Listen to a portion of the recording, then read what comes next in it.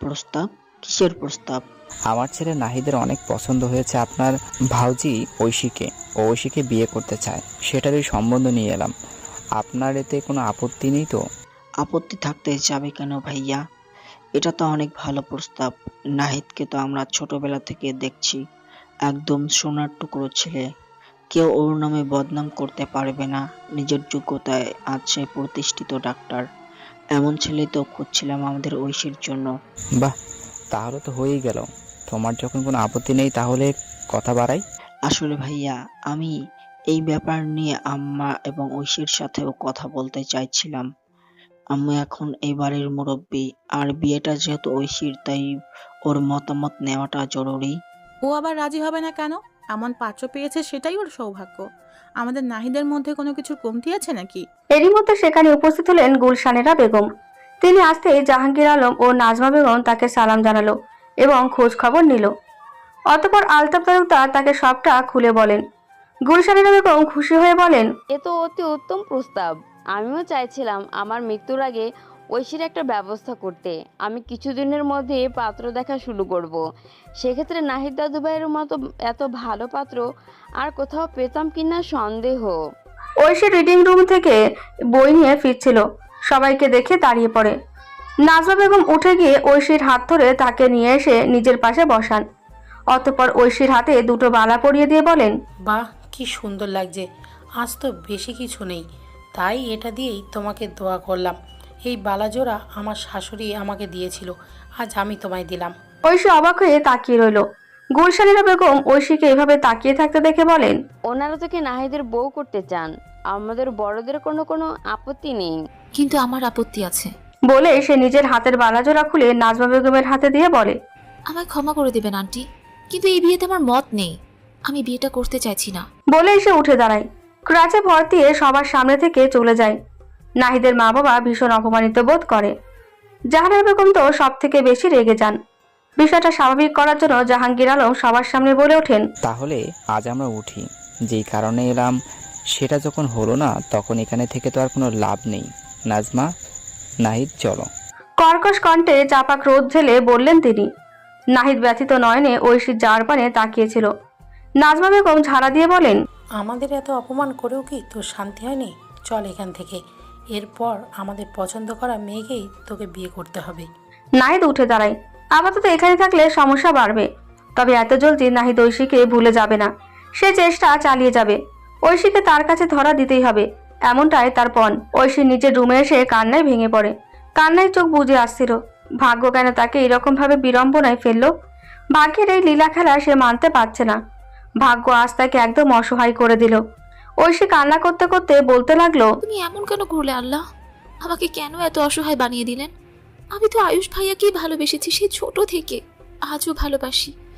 চাইলেও তাকে ভুলতে পারছি না, তবুও তো নিজেকে গুটিয়ে নিয়েছি। ঈশিতা ও আয়ুষ একে অপরের পরিপূরক, এটাও মেনে নিয়েছি। তাদের মাঝে বাধা হয়ে দাঁড়ায়নি। আমি শুধু বাকি জীবনটা একটু স্বস্তিতে কাটাতে চাই। আমার আর কোনো চাওয়া পাওয়া নেই। তবে আমি অন্য কাউকে নিজের জীবনে মেনে নিতে পারবো না। আয়ুষ ভাইয়াকে পাইনি তাতে আমার কোনো ক্ষোভ নেই তোমার প্রতি, কিন্তু তাই বলে তার স্থানে অন্য কাউকে বসাতে হবে? নিজের ভালোবাসার মানুষকে ভুলে অন্য কাউকে বিয়ে করতে হবে? এমনটা আমার পক্ষে আর সম্ভব না। আমি বাকিটা জীবন একা কাটিয়ে দেব, কিন্তু ওর স্থান আর কাউকে দেব না। তুমি আর আমাকে এমন পরিস্থিতিতে ফেলো না আল্লাহ, ফেলো না। আয়ুষ বাড়িতে এসে দেখলো বাড়িতে চরম অশান্তি। কি হয়েছে ঈশিতা? মা এমন করছে কেন? আয়ুষকে ঈশিতা সব ঘটনা খুলে বলে। সব শুনে আয়ুষ অবাক হলো। বিস্ময়ের সাথে বলল, কিন্তু ঐশী নাহিদকে বিয়ে করতে না করলো কেন? হয়তো অন্য কাউকে পছন্দ করে। সত্যি কি এমন? কই আমি তো জানি না। ঈশিতা চুপ করে গেল। আয়ুষ না জানলেও সে ঠিকই জানে ঐশীর মনে কে রয়েছে। তালুকদার বাড়িতে যেন আজ লঙ্কা কাণ্ড শুরু হয়ে গেছে। জাহানারা বেগম কিছুতেই তার ভাই ভাবির অপমান মানতে পারছেন না। হিতাহিত জ্ঞান হারিয়ে তিনি ঐশীকে নিয়ে নানা অশ্রাব্য কথা বলতে লাগলেন। গুলশানেরা বেগম এসব সইতে না পেরে বললেন, দোহাই লাগে বৌমা, তুমি আবার চুপ যাও। বাপ মা হারা এতিম পঙ্গু মেয়েটা এমনিতেই ছোটবেলা থেকে অনেক কষ্ট সহ্য করে বড় হয়েছে, কখনো মা বাবার ভালোবাসা পায়নি।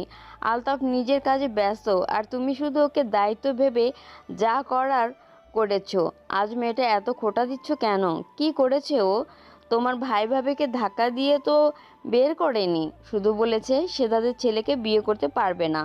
এটা কি আমার নাতনির অনেক বড় দোষ হয়ে গেছে? আপনি তো নিজের নাতনির দোষ দেখবেন না, সব দোষ তো আমারই এখন। আলতাফ তালুকদার রাগে সুরে বলেন, জাহানারা, এইসব ঝামেলা বন্ধ করো এবার, যা হবার হয়ে গেছে। আয়ুষও নিজের বাবার তালে তাল মিলিয়ে বলে, হ্যাঁ মা, বাবা ঠিকই বলেছে। তুমি আর এসব নিয়ে ঝামেলা করো না প্লিজ। ঐশীর ইচ্ছে হয়নি, ঐশী বিয়েটা করেনি, এই নিয়ে এত কথা হচ্ছে কেন? জাহানারা বেগম আজ নিজের মধ্যে নেই। তিনি বলে ওঠেন, ওই কান লাগিনি মেয়ের বিয়ে করার ইচ্ছা হবে কেন? ওর নজর তো পড়েছে আমার ছেলের উপর। তোর আর ঈশিতার সংসার নষ্ট করার জন্য এই বাড়িতে পড়ে আছে।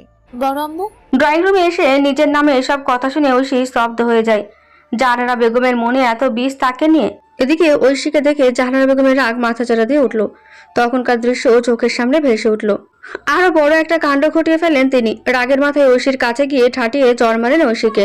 জাহানারা বেগমের এই কাণ্ডে সবাই হতবিহ্বল, তবু তিনি থামবার পাত্র নয়। ঐশীর চুলের মুঠি ধরে বলেন, ডাইনি একটা! তুই জন্ম নেবার পর থেকে আমাদের সংসারে একটার পর একটা অশান্তি হয়েছে। তুই আমাদের সাজানো গোছানো সংসারটা শেষ করে দিয়েছিস। নিজের বাবা মাকে খেয়ে তোর শান্তি হয়নি, এখন আমাদের সবার মাথা খেতে চাস? ঐশীর চোখ দিয়ে চপচপ করে জল পড়ছিল। ঈশিতা আর আয়ুষ এসে ঐশীকে তার থেকে রক্ষা করে। আলতাফ তালুকদার আর নিজেকে থামিয়ে রাখতে পারেন না। সবার সামনে জাহানারা বেগমের গায়ে হাত তোলেন। ৩৫ বছরের সংসার জীবনে এই প্রথম তিনি নিজের স্ত্রীর গায়ে হাত তোলেন। হুঙ্কার দিয়ে বললেন, মুখ সামলে কথা বলো জাহানারা। তুমি ভুলে যেও না এই বাড়িটা আমার। আমার বাড়িতে দাঁড়িয়ে আমার ভাইয়ের মেয়ের ব্যাপারে তুমি কোন সাহসে এমন জঘন্য কথা বলছো? জাহানারা বেগমের মাথা এমনি ঠিক ছিল না। ছেলের সামনে স্বামীর হাতে মার খেয়ে আর তিনি নিজেকে ধরে রাখতে পারলেন না। চেঁচিয়ে বলে উঠলেন, হ্যাঁ, এখন তো তুমি আমার গায়ে হাত তুলবে। সত্য কথা বলে ফেলেছি যে এতদিন চুপ ছিলাম, তাই ভালো ছিলাম। আজ মুখ খুলতেই আমি খারাপ। ঠিক আছে, তুমি থাকো নিজের ভাইয়ের মেয়েকে নিয়ে। আজ আমার গায়ে হাত তুলে তো তুমি প্রমাণ করে দিলে যে আমার থেকে ঐশীর মূল্য তোমার কাছে বেশি। আমি আর থাকবো না তোমার সংসারে। বলে তিনি দৌড়ে নিজের রুমের দিকে গেলেন। জামা কাপড় গুছিয়ে বাইরে চলে এলেন। তাকে দেখে ঈশিতা ছুটে গিয়ে বললেন, এসব আপনি শুরু করে দিয়েছেন মা? এসবের মানে হয় কোনো? যেই সংসারে আমার কোনো মূল্য নেই সেখানে আমি থাকবো না। তুমি আমার ছেলেটাকে দেখে রেখো ঈশিতা, ওই কান্নাগিনি যেন আমার ছেলের কাছে ঘেঁষতে না পারে। বলে তিনি হনহন করে বেরিয়ে যেতে লাগলেন। গুলশানেরা বেগম তার পথ আটকে বললেন, এসব কি ছেলে মানুষই শুরু করে দিয়েছো বৌমা? এই বয়সে এসে তুমি কিনা সংসার ত্যাগ করবে? এসব তোমায় মানায় না। এই সংসার তো তোমারই। সেটা আপনার ছেলে আজ বেশ ভালোভাবেই বুঝিয়ে দিয়েছে আম্মা। আর আপনি এখন আমায় আটকাচ্ছেন কেন? যখন আপনার ছেলে আমায় গায়ে হাত তুললো তখন তো প্রতিবাদ করলেন না। এটা কিন্তু বেশি বাড়াবাড়ি হয়ে যাচ্ছে মা। একটা সামান্য বিষয়কে কেন্দ্র করে এসব কি শুরু করে দিয়েছো তোমরা? এসব তোর কাছে সামান্য বিষয় মনে হয়? এই মেয়েটার জন্য তোর বাবা আমার গায়ে হাত তুলেছে। বিবাহিত জীবনে এর আগে কোনোদিন সে এমনটা করেনি। তোমার কোথাও যাওয়ার দরকার নেই বড় আম্মু। আমাকে নিয়েই তো যত সমস্যা। আমি এই বাড়ি ছেড়ে চলে যাব। এসব কি বলছিস তুই? এবারে ছেড়ে কোথায় যাবি তুই? ঐশীকে কোথাও যেতে হবে না। জাহানারা, তোমার যদি ইচ্ছে হয় তাহলে তুমি এখনই এই বাড়ি ছেড়ে চলে যাও। আমার পূর্ণ অনুমতি আছে, আর কেউ ওকে আটকাবে না, এটা আমার নির্দেশ। জাহানারা বেগম ব্যথিত হলেন। গুলশানেরা বেগম বলে উঠলেন, এসব তুই কি বলছিস আলতাফ? রাগের মাথায় এমন আজে বাজে কথা বলিস না, এতে পরিস্থিতি আরো ঘোলাটে হবে। আমি যা বলছি একদম ভেবে চিন্তেই বলছি আম্মা। জাহানারা বেগম আর দাঁড়ালেন না। ব্যাগপত্র সবকিছু নিয়ে বাড়ি থেকে বেরিয়ে গেলেন। আয়ুষ হতাশ চোখে সবটা দেখলো। একে একে সবাই স্থান ত্যাগ করলো। আলতাফ তালুকদার নিজের রুমের দিকে গেলেন এবং গুলশানেরা বেগম গেলেন তাকে বোঝাতে। আয়ুষ বাড়ি থেকে বের হয়ে নিজের মায়ের পেছনে গেল তাকে বোঝাতে। দাঁড়িয়ে রইল একা ঐশী আর ঈশিতা। ঈশিতা ঐশীর কাছে এসে বলে, এবার তুমি শান্তি পেয়েছো তো? মানে আমি কেন এসবে শাস্তি পাবো? এটাই তো চেয়েছিলে তুমি, যে বাড়িতে একটা অশান্তি হোক। না হলে তুমি নাহিদ ভাইয়ার পরিবারের লোকের সাথে এমন ব্যবহার করলে। তুমি কি বুঝতে পারোনি এর ফলে এমন কিছু হবে? নিজের পরিবারের সম্মানের কথা তো একবার ভাবতে। তুমি নিজেও তো পরিবারের সম্মানের কথা না ভেবে বিয়ের আসর থেকে পালিয়ে গিয়েছিলে, আর এখন তুমি আমায় জ্ঞান দিচ্ছ? আমার পরিস্থিতি ভিন্ন ছিল। পরিস্থিতি ভিন্ন বলে কিছু হয় না ঈশিতা। নিজের মনের বিরুদ্ধে গিয়ে কোনো কিছু মেনে নেওয়া যায় না। তুমি পেরেছিলে আয়ুষ ভাইয়াকে সহজভাবে মেনে নিতে। ঈশিতা আবারও চুপচাপ। ঐশী মলিন হেসে বলে, যদি মনের বিরুদ্ধে গিয়ে কোনো কিছু মানার ক্ষমতা আমাদের থাকতো না, তাহলে জীবনটা অনেক সহজ হয়ে যেত। তবে এমনটা হবার নয়। কিন্তু এখন সবটা তোমার হাতে আছে। তুমি দয়া করে এই বিয়েতে রাজি হয়ে যাও, তাহলেই দেখবে সব ঠিক হয়ে যাবে। তাহলে মাও আবার বাড়িতে ফিরে আসবে। আমি কোনো পুতুল নই, আমি একজন রক্তে মাংসে গড়া মানুষ। আমার উপর এভাবে জোর করে কিছু চাপিয়ে দেওয়া যাবে না। নাহিদ ভাইয়া ছেলে হিসেবেই খারাপ নয়, ও তোমাকে অনেক ভালোবাসে, অনেক বছর থেকে। তোমাকে ছাড়া সে বাঁচবে না। ভালোবাসলেই যে তাকে পেতে হবে এমন তো কোনো কথা নেই। আমিও তো একজনকে ভালোবেসে তাকে পাইনি। তো আমি কি মরে গেছি? বাস্তবতা এমনই ঈশিতা। তুমি প্লিজ আমাকে আর এগুলো নিয়ে কিছু বলো না। প্রয়োজনে আমি এই বাড়ি থেকে বের হয়ে গিয়ে হলেও বড় আম্মুকে ফিরিয়ে আনবো, কিন্তু নাহিদকে বিয়ে করা আমার পক্ষে সম্ভব না। বলে ঐশী ক্রাচে ভর দিয়ে স্থান ত্যাগ করে। ঐশী এসে দাঁড়ালো নাহিদদের বাড়ির সামনে। তার উদ্দেশ্য একটাই, জাহানারা বেগমকে যে কোনো মূল্যে ওই বাড়িতে ফিরিয়ে নিয়ে যাবে। সব দিক দিয়ে দায়সারা হতে চায় সে। কলিং বেল বাজানোর কিছু সময় পর নাজমা বেগম এসে দরজা খুলে দেন।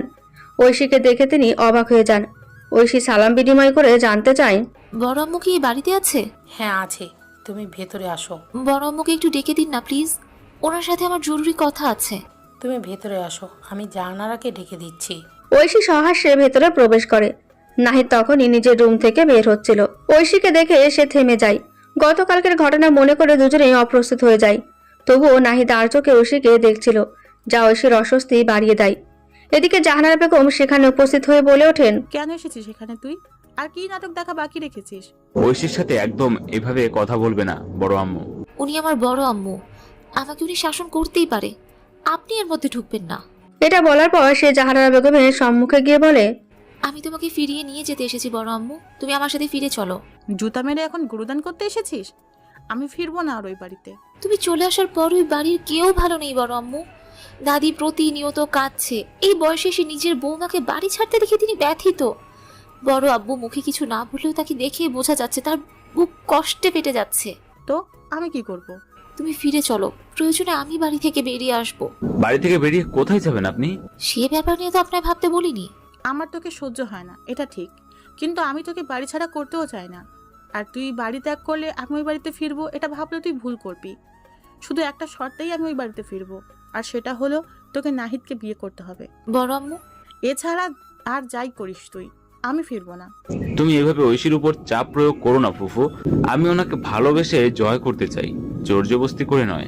জাহানারা বেগম নাহিদের কথা আমলে না নিয়ে বলেন, আমি একবার যেটা বলে দিয়েছি সেটাই হবে, এখন তুই ভাব কি করবি। জাহানারা বেগম মুচকি হাসেন, কারণ এটা তারই পরিকল্পনা। নিজের ছেলের ভালোর জন্য এতটুকু তো তাকে করতেই হতো। তিনি জাহানারা বেগমকে এটা শিখিয়ে দিয়েছিলেন। ঐশী উঠে দাঁড়ায়, ফিরতে ফিরতে বলে, আমি ভেবে তোমায় সব জানাচ্ছি বড় আম্মু। গুলশানেরা বেগমের রুমে এসে বসে আছে ঐশী।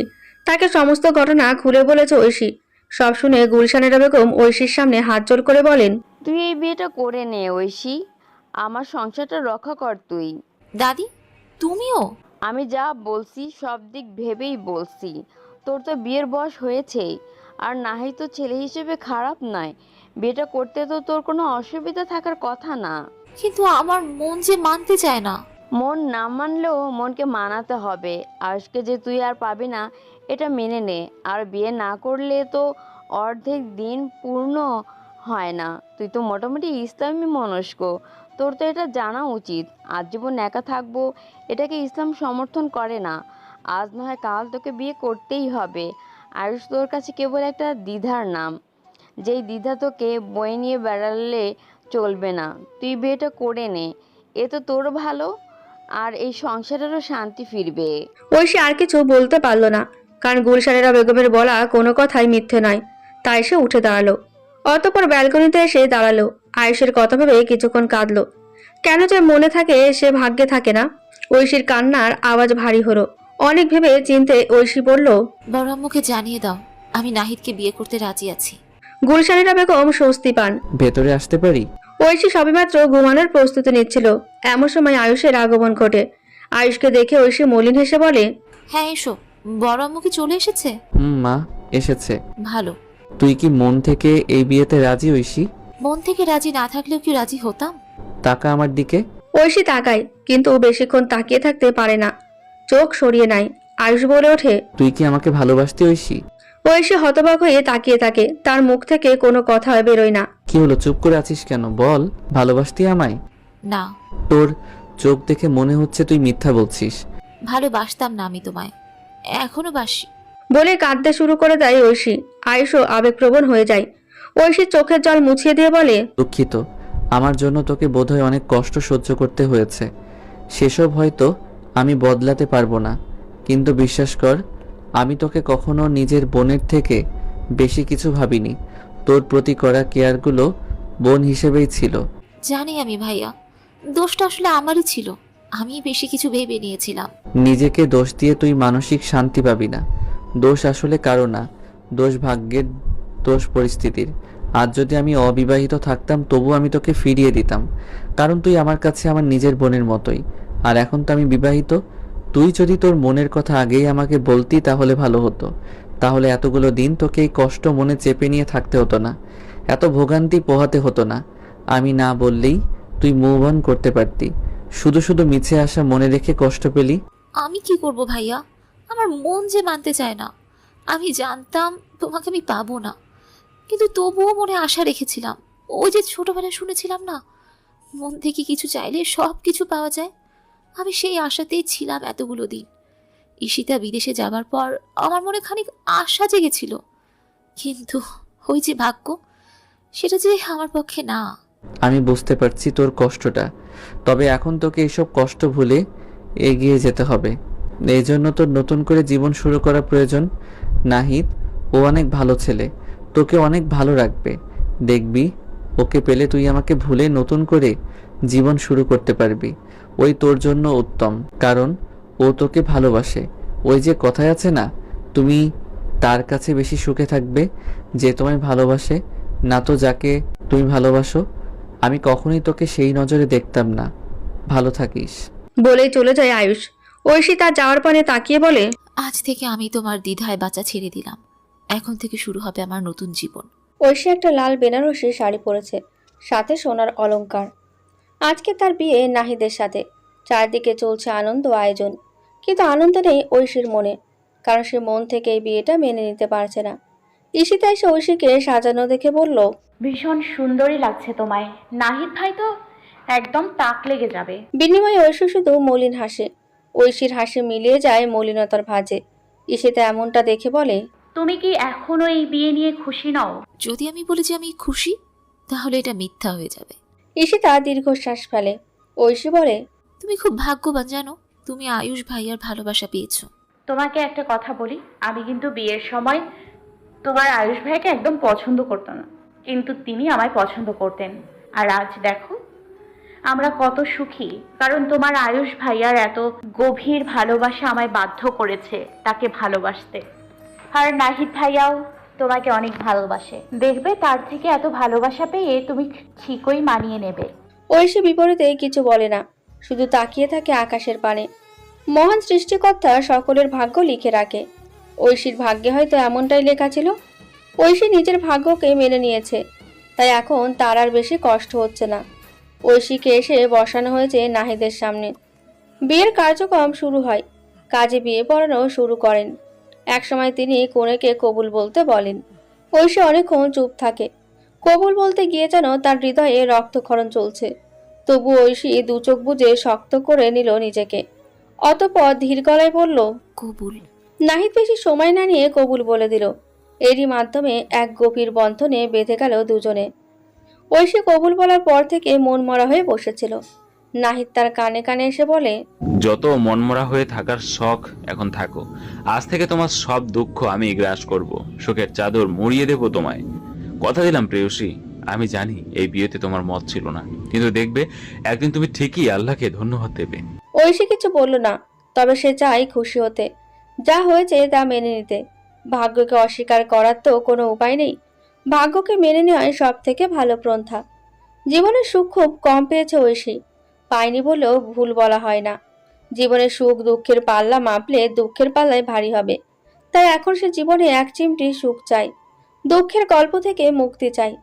দীর্ঘ কয়েক বছর সে বেঁচেছে দ্বিধাদ্বন্দ্বে, তবে আর না, সে আর এই দ্বিধা বয়ে নিয়ে বেড়াবে না। জীবনকে আরেকটা সুযোগ দেবে নতুন করে গড়ার জন্য। সুন্দর গড়া জীবনে সুন্দর কাহিনী রচনা করবে। নাহিদ না হয় সেই জীবনে তার সঙ্গী হবে, আর তার সাথে বাকি জীবনটা সুখে শান্তিতে কাটাবে। নাহিদের বিয়ে উপলক্ষে আজ তামিমও এসেছে এই স্থানে, যেহেতু সে নাহিদের প্রিয় বন্ধু। তামিম আজ এসেছে থেকে ঈশিতাকে দেখছে। ঈশিতা সবার সামনে তামিমের সাথে কথা বলার সুযোগ পায় না, তবে ভিড় একটু কমতেই তামিমের কাছে গিয়ে বলে, কেমন আছো তামিম ভাই? আছি কোন রকম, তুই তো বিদেশ থেকে এসেছিস, থেকে আমায় ভুলেই গেছিস। ভুলে যাইনি তো, আসলে অনেক ব্যস্ত ছিলাম, তাই আর কি যোগাযোগ করতে পারিনি। বুঝলাম। এর মধ্যে আয়ুষ তামিম ও ঈশিতাকে একসাথে দেখে রেগে গেল। সে তাদের কাছে এসে ঈশিতার হাত ধরে বলে, তোমার সাথে কিছু জরুরি কথা আছে। বলে ঈশিতাকে এক প্রকার টেনে নিয়ে যায়। তামিম বাঁকা হেসে বলে, এভাবে নিজের বউকে আমার থেকে দূরে রাখতে পারবে না আয়ুষ। আমার পছন্দের জিনিসকে কিভাবে নিজের করে নিতে হয় সেটা আমি খুব ভালো করে জানি। আপনি এভাবে আমাকে তামিম ভাইয়ের কাছ থেকে নিয়ে এলেন কেন? উনি কি মনে করলেন? কি মনে করে করুক, তুমি ওর থেকে দূরে থাকবে ব্যাস। কেন? কেন তুমি জানো না? কিছুদিন আগে ওকে নিয়ে আমাদের মাঝে এত ঝামেলা হলো, এসবের মধ্যেই ভুলে গেলে? সেটা আপনার ভুল ছিল, আপনি আমার উপর বিশ্বাস রাখতে চাননি। আমি এত তর্ক করতে চাই না ঈশিতা, তোমাকে যা বলছি তাই শুনে চলবে। ঈশিতা আর কথা বাড়ায় না। ঐশীর বিদায়ের পালা আসে।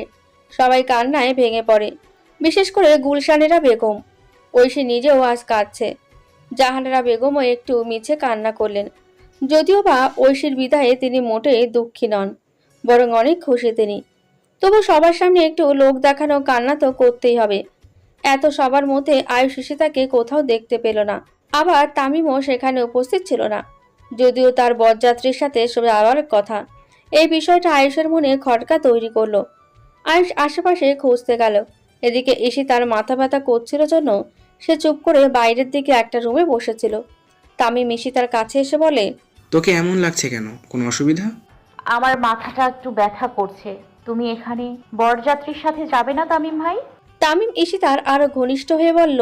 তোকে এই অবস্থায় রেখে কিভাবে চাই? ঈশিতার অস্বস্তি বোধ হয়, সে দূরে সরে যেতে চায়। তামিম ঐশীকে আরো শক্ত করে ধরে বলে, আমার থেকে আরো দূরে থাকিস না তুই। তামিম ভাই কি করছো? ছাড়ো আমায়। তামিম ঈশিতাকে আরো কাছে টানতে থাকে। ঈশিতা ধস্তাধস্তি শুরু করে দেয়। তামিম ঈশিতাকে বিছানায় শুইয়ে দেয়। ঈশিতার গায়ে জ্বর ছিল খানিক, তাই তার শরীরে জোর ছিল না। ঈশিতা বলল, আমি কিন্তু চিৎকার করব। কর না, এতে তোরই সম্মান যাবে। সবাই যদি এসে আমাদের এই অবস্থায় দেখে তাহলে তোকে কি ভাববে? ঈশিতা তামিমের কাছে অনুরোধ করতে থাকে তাকে ছেড়ে দেওয়ার। এমন সময় আয়ুষ সেই স্থানে চলে আসে। আয়ুষ এসেই বলে ওঠে, তামিম। ঈশিতার ওপর থেকে সরে আসে তামিম। আয়ুষ এসে তামিমের কলার চেপে ধরে, তাকে মারতে থাকে। তামিমও প্রতিবাদ করে। এর মধ্যে আরেক কিছু মানুষ সেখানে চলে আসে। তামিম সবার সামনে বলে, আমাকে ছাড়ো আয়ুষ। তোর এত বড় সাহস আমার দিকে হাত বাড়াস? আমি তোর বউয়ের দিকে হাত বাড়াইনি, ও নিজে আমাকে ওর কাছে ডেকেছে। এসব মিথ্যে কেন বলছেন তামিম ভাই? আপনিই তো। আয়ুষ তামিমকে ছেড়ে ঈশিতার কাছে আসে। ঈশিতাকে বলে, তামিম যখন তোমার ঘনিষ্ঠ হবার চেষ্টা করছিল তখন তুমি প্রতিবাদ করনি কেন? অন্তত চিৎকার তো করতে পারতে, সেটা কেন করনি? আয়ুষ, এসব কি বলছেন আপনি? আমি কেন? আর নাটক করিস না জান, সবাই যখন জেনে গেছে তখন আর নাটক করে লাভ নেই। আমি এখন একজন প্রতিষ্ঠিত ডক্টর, তুইও তাই। এখন আমাদের আর তোমার স্বামীর বাড়ির সাহায্য লাগবে না, তাই এসব অভিনয় অর্থহীন। বিশ্বাস করুন, এসব মিথ্যে। এদিকে আশেপাশে উপস্থিত মানুষ নানা রকম কথা বলতে থাকে। সবাই ঈশিতার চরিত্রের দিকে আঙুল তোলে, আর ঈশিতা আয়ুষের প্রতিক্রিয়া দেখার অপেক্ষায় বসে থাকে। ঈশিতা অবাক চোখে তাকিয়ে আছে আয়ুষের কাছ পানে। সবাই যখন তাকে নিয়ে নানা রকম নোংরা কথা বলছে, আয়ুষ তখন একদম চুপ। ইতিমধ্যেই জাহানারা বেগম, আলতাফ তালুকদারও সেখানে উপস্থিত হয়েছেন। জাহানারা বেগমও ঈশিতার দিকে ঘৃণা ভরা চোখে তাকিয়ে ঈশিতা আয়ুষের কাছে গিয়ে বলে, আপনি আমায় বিশ্বাস করুন প্লিজ। এর আগেও তো আমাকে একবার ফাঁসানো হয়েছিল, এবারও হয়তো। তুমি আবারও আগের মতো নাটক কেন করছো জান? এর আগে তো আমি মামাকে দিয়ে মিথ্যা নাটক করে সব ম্যানেজ করালাম, কারণ তোমার নাকি এই পরিবার থেকে সাহায্য দরকার, সেটা নিশ্চয় পেয়ে গেছো। তাহলে এখন এসব নাটক কিসের? এসব মিথ্যে। এখনই প্রমাণ হবে সত্য না মিথ্যা। বলে সে নিজের মামাকে কল করে। তিনি ফোনটা রিসিভ করতে তামিম লাউড স্পিকারে দেয়। তিনি বলেন, কি ব্যাপার ভাতিজা, এতদিন পর আবার কল দিলে কেন? সেদিন তো তোমার কথায় আমি তালুকদার পরিবারের সামনে গিয়ে মিথ্যা অভিনয় করলাম, আর কিন্তু এসব করতে পারবো না। আমার বয়স হয়েছে, এখন কোথায় একটু ধর্মকর্মে মন দেব তা না, তোমার আর ইতিশার পাল্লায় পড়ে এসব করতে হচ্ছে। তুমি ইতিশাকে বলো তো তাড়াতাড়ি ডিভোর্স নিয়ে চলে আসতে। তাহলে আর এসব অভিনয়ের প্রয়োজন পড়বে না। ঈশিতা ফোন কেড়ে নিয়ে চেঁচিয়ে বলল, এসব কি বলছেন আপনি আঙ্কেল? যা সত্যি তাই তো বলছি তিশামা, তুমি এত রিয়েক্ট করছো কেন? জাহানারা বেগম এগিয়ে এসে ঈশিতাকে ঠাটিয়ে চড় মেরে বলেন, শয়তান মেয়ে, তোকে বিশ্বাস করে আমরা আবারও ঠকলাম। তুই প্রমাণ করে দিলি কতটা নীচ তুই। আমার ছেলে তোর জন্য এত কিছু করলো, আর তুই ওকে এত বাজেভাবে ঠকালি। তোর কোনো দিনও ভালো হবে না। ঈশিতা আয়ুষের কাছে যায়, তার হাত ধরে বলে, এই দুনিয়ার সবাই আমাকে অবিশ্বাস করুক, আমার কিচ্ছু যায় আসে না, শুধু আপনি আমায় বিশ্বাস করুন। আয়ুষ ঈশিতার থেকে নিজের হাত ছাড়িয়ে নিয়ে বলে, অনেক হয়েছে, আর না। বারবার আমি তোমায় বিশ্বাস করে এভাবে ঠকাতে পারবো না। আমিও একটা মানুষ ঈশিতা, আমারও আবেগ অনুভূতি বলে কিছু আছে। আমার সহ্য সীমা পার হয়ে গেছে সব কিছু। তুমি আমার সাথে আর এমন করো না। তুমি যদি আমার কাছে সুখ না পাও তাহলে যাও তামিমের কাছে, ওর কাছে গিয়ে সুখের সন্ধান করো। আমাকে আর দ্বিধায় রেখো না। আমি তোমার দ্বিধায় আর বাঁচতে পারবো না, বাঁচতে চাইও না। আমার মুক্তি দরকার, এসব থেকে মুক্তি। বলে হনন করে সেই স্থান ত্যাগ করে। ঈশিতা অনেক অনুনয় বিনয় করে তার পায়ে পর্যন্ত পড়তে যায়, কিন্তু কোনো লাভ হয় না। আলতাফ তালুকদার গম্ভীর সুরে বলেন, এই মেয়ে, অনেক নাটক হয়েছে আর না। তোমার জন্য আমাদের পরিবারের মান সম্মান একদম শেষ হয়ে গেছে। এতগুলো মানুষ আমাদের পরিবারের দিকে আঙুল তুলে আমাদের সম্মানহানি করেছে, বলেছে যে তালুকদার পরিবারের বউ দুশ্চরিত্রা। এতে অপমান আমরা নিতে আর পারছি না। এবার আমার ছেলেটাকে, আমাদের পরিবারকে, আমাদের সবাইকে তুমি মুক্তি দাও। এরই মধ্যে কিছু মহিলা বলা বলি করছিল, দেখো এই মেয়েকে কতটা নির্লজ্জ। আমরা হলে তো এত অসম্মানের পর গলায় দড়ি দিয়ে ছুঁড়ে মরতাম, আর এ কেমন নির্লজ্জের মতো দাঁড়িয়ে আছে।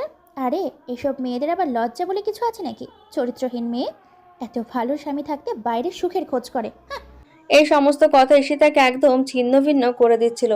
সে আর সইতে না পেরে কান চেপে ধরে। জাহানারা বেগম এগিয়ে এসে ঈশিতার হাত ধরে হিড়হিড় করে টানতে টানতে নিয়ে যেতে থাকে। ঈশিতা বলতে থাকে, আমায় বিশ্বাস করুন মা, আমার বিরুদ্ধে চক্রান্ত হয়েছে, দয়া করে আমায় বিশ্বাস করুন। চুপ, একদম চুপ। তোকে আমি আর কখনোই বিশ্বাস করব না। তোকে বিশ্বাস করার বদৌলতে আজ আমাদের এত কিছু সহ্য করতে হচ্ছে। তোর জন্য সবার সামনে আমরা ছোট হয়ে গেলাম, কিন্তু আর না। এবার তুই এই বাড়ি থেকে বের হ। বলে দরজার কাছে নিয়ে গিয়ে ঈশিতাকে জোরে ধাক্কা দেয়। ঐশী মেঝেতে পড়ে মাথায় আঘাত পায়। কাঁদতে কাঁদতে আয়ুষকে ডাকতে থাকে, কিন্তু আয়ুষ কোনো সাড়া দেয় না। ঈশিতা সেখানেই বসে থাকে। এমন সময় কেউ এসে তার দিকে হাত বাড়িয়ে দেয়। ঈশিতা চোখ তুলে তামিমকে দেখে ঘৃণায় থুতু ছিটায় তার দিকে। তামিম থুতু মুছে ফেলে হেসে বলে, যতই আমার মুখে থুতু ছিটাও না কেন, আমি ছাড়া এখন তোমাকে সাহায্য করার মতো আর কেউ নেই ঈশিতা। তোমার দিকে তাকাতেও আমার ঘৃণা হচ্ছে, আমার নিজের প্রতিও ঘৃণা হচ্ছে এটা ভেবে যে একসময় আমি তোমার মতো ঘৃণ্য মানুষকে ভালোবাসতাম। তুমি আমার সংসারটা একদম তছনছ করে দিলে। দেখবে কোনো দিনও তোমার ভালো হবে না, একদিন সব সত্যি সামনে আসবেই। এত অপমানের পরেও কি তুমি আয়ুষের কাছে ফিরে যাবে? তাহলে আমি কি দোষ করলাম? সম্পর্কের ক্ষেত্রে বিশ্বাসটাই আসল, কিন্তু তোমার স্বামী তো তোমাকে বিশ্বাসটাই করে না। করতে হবে না বিশ্বাস, কিন্তু তার মানে এই নয় যে আয়ুষ আমায় ছেড়ে দিয়েছে জন্য আমি তোমার কাছে যাব। তুমি তো আয়ুষের থেকেও জঘন্য, আর আয়ুষ আজ যা করলো তাতে আমি আর কখনোই ওর কাছে ফিরতে চাই না। কিন্তু তবুও তোমার এই কর্তব্য মুখোশ আমি সবার সামনে আনতে চাই, যাতে সবাইকে বোঝাতে পারি যে আমি দুশ্চরিত্রা নই। বললে সে তা হাঁটা শুরু করে। তামিম তার দিকে তাকিয়ে তাচ্ছিল্যের হাসি এসে বলে, কোথায় আর যাবে? সেই তো শেষে আমার কাছে ফিরতে হবে। ঈশিতা হাঁটতে হাঁটতে অনেক দূরে আসে। তার কানে সবার করা গঞ্জনা বাজছিল। মাঝ রাস্তায় এসে নিজেকে বড্ড অসহায় মনে হয়। ঈশিতার মাথায় হঠাৎ অদ্ভুত চিন্তা আসে। বিপদের সময় শয়তান আমাদের বেশি বেশি ধোঁকা দেয়। এক্ষেত্রেও তাই হলো। ঈশিতা স্বগোক্তি করে বলল, কি হবে নিজেকে আর নির্দোষ প্রমাণ করে? আমার আপনজন বলতে আমি যাদের জানতাম তারা কেউই তো আমায় বিশ্বাস করে না। আজ সবার চোখে আমি চরিত্রহীন। কি হবে এই জীবন রেখে? এমন ভাবনা থেকে ঈশিতা এগিয়ে যেতে থাকে। সামনে একটা খরস্রোতা নদী। ঈশিতা ভাবলো আজ ওই নদীতে ঝাঁপ দিয়ে নিজেকে শেষ করে দেবে, কিন্তু নদীর কাছে যাওয়ার পূর্বে তার মাথা চক্কর দিয়ে ওঠে। ঈশিতা এদিক ওদিক তাকায়, কেউ নেই আশেপাশে। ঈশিতা হঠাৎ করে জ্ঞান হারিয়ে সেখানে পড়ে যায়। আয়ুষ নিজের কক্ষে এসে সমানে ঈশিতার কথা ভেবে কষ্ট পাচ্ছিল। ঈশিতাকে তো ভালোবাসত সে, তাকে বিশ্বাসও করতে চায়, কিন্তু পরিস্থিতি তাকে অবিশ্বাস করতে বাধ্য করে। আয়ুষের ভীষণ অস্থির লাগছিল। তাই সে রুম থেকে বের হয়ে আসে। এসে জাহানারা বেগমের উদ্দেশ্যে বলে, ঈশিতা কোথায় মা? খবরদার আমার সামনে ওই পাপী দুরাচারী মেয়ের নাম নিবি না। ওকে আমি বের করে দিয়েছি এই বাড়ি থেকে। সে কি এত রাতেও কোথায় যাবে? যেখানে খুশি যাক, তাতে তোর কি? ও মেয়ে মরুক বাঁচুক, তাতে আমাদের আর কিছু নেই। কিন্তু এত কিছুর পরেও তুই কিন্তু বলছিস? আয়ুষ আর কিছু বলে না, মনে মনে ভাবলো, মা তো ঠিকই বলেছে, যে আমার কথা ভাবিনি তার কথা আমি কেন ভাববো? ওর সাথে যা খুশি হোক, তাতে আমার কিছু যায় আসে না। নিজের মনকে এসব বলে সান্ত্বনা দিতে চাইলেও সে ব্যর্থ হয়। অবচেতন মন ঈশিতার চিন্তায় ব্যাকুল হয়ে যায়। চমৎকার এক দ্বিধায় পড়ে যায় তার মন। ঈশিতার জ্ঞান ফিরলে সে নিজেকে আবিষ্কার করে কোনো এক হাসপাতালে। জ্ঞান ফিরতে সে উঠে বসার চেষ্টা করে। এমন সময় একজন নার্স এসে বলে, আরে কি করছেন, উঠবেন না? আপনার শারীরিক অবস্থা ভালো না, আপনার বিশ্রাম নেওয়া প্রয়োজন এখন। ঈশিতা পিটপিট করে চেয়ে থাকে চারিপাশটায়। জায়গাটা তার অচেনা।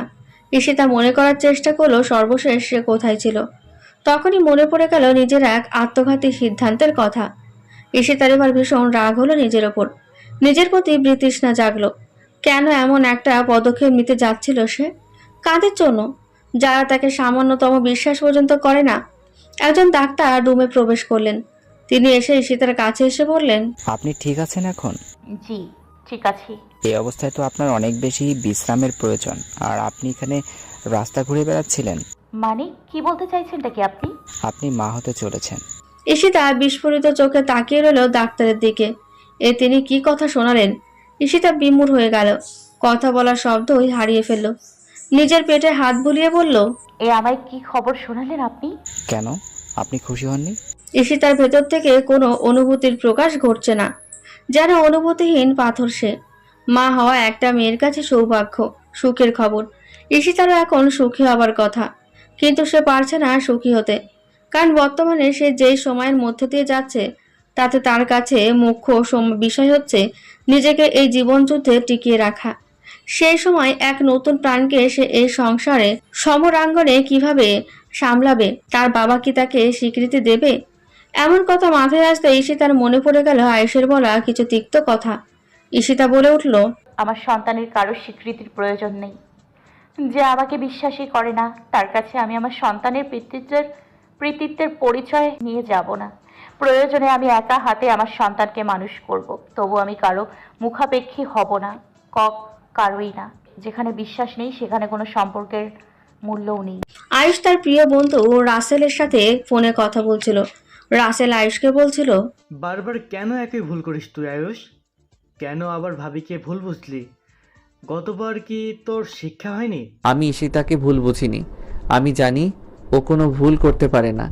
এসব কিছু তামিমের ষড়যন্ত্র, সে ব্যাপারেও আমি নিশ্চিত।